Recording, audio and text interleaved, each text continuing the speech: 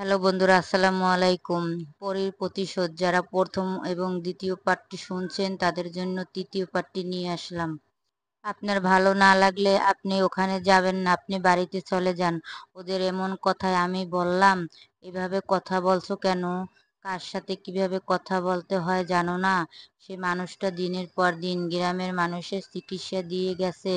যিনি সব সময় সবার ভালো চায়, তাকে এভাবে বলা ঠিক না। তোমরা তান্ত্রিক নিয়ে আসছো না বড়লোক হওয়ার লোভে? এই লোকটাকে তোমাদের এই দিকে ধ্বংস করে দিবে, দেখে নিও। কথাটা বলে আলী চাচাকে বললাম, চাচা আপনি বাড়িতে চলুন। তারপর আমি আলী চাচাকে বাড়িতে উদ্দেশ্যে রওনা দিয়ে দিলাম।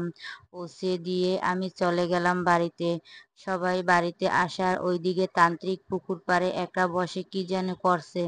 আলী চাচা আমাকে বলল, তান্ত্রিক কালো জাদুর মাধ্যমে পুকুরে থাকা ওই জিনদের বন্দি করতে পারে। তান্ত্রিক সবাইকে বলছিল সন্ধ্যায় যেন সবাই পুকুর পাড়ে যায় একটা কালো রঙের ছাগল নিয়ে। তান্ত্রিকের কথা মতো সেটাই করা হলো। সন্ধ্যা হতে একটা ছাগল নিয়ে সবাই হাজির হলো পুকুর পাড়ে। সেখানে যাওয়ার পর তান্ত্রিক বলল, তোমরা আসছো, ছাগলটাকে আমার সামনে নিয়ে আসো। তান্ত্রিকের কথায় ছাগলটা ওনারা সময় নিয়ে আসার তান্ত্রিক সেই ছাগলটাকে বলি দিয়ে দিল। ছাগলের রক্ত একটা পাত্রে নিলেন। ছাগলের রক্ত নেওয়ার পর তান্ত্রিক বললেন, এখন এই ছাগলটাকে পুকুরে ফেলে দাও। তান্ত্রিকের কথা মতো সেটা করা হলো। ছাগলটাকে পুকুরে ফেলে দেওয়া হলো। ছাগলটাকে পুকুরে ফেলে দেওয়ার সাথে সাথে পুকুরের মাঝখানে ভেসে উঠল সেই সোনার পুতুল।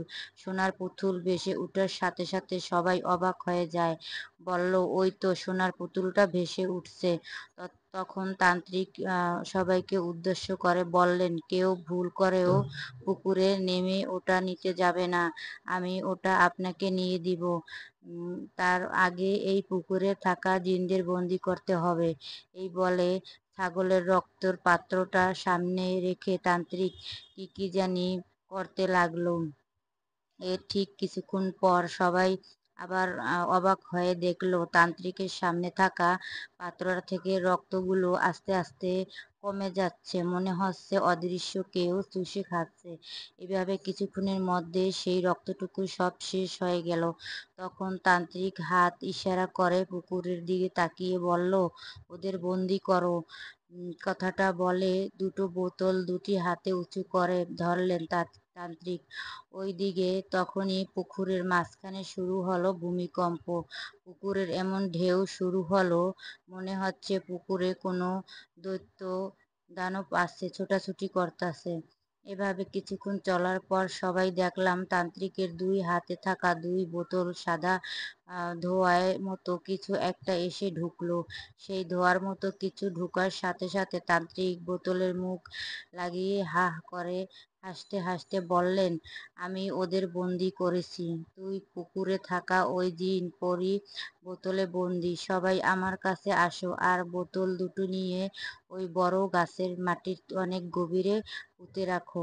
আর আমাকে এখানে আরো কিছুক্ষণ সাধনা করতে দাও। আমি এখানে সাধনা করব।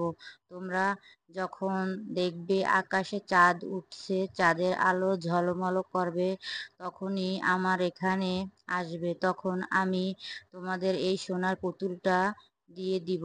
এখন যা, এই বোতল দুটো নিয়ে গ্রামের দিকে যাও আর গাছের নিচে পুঁতে রাখো।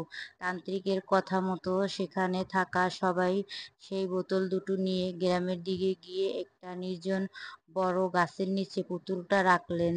বোতল দুটো পুতুল রেখে সবাই ওখানে অপেক্ষা করতে লাগলেন কখন রাতের আকাশে চাঁদ উঠবে আর আলো।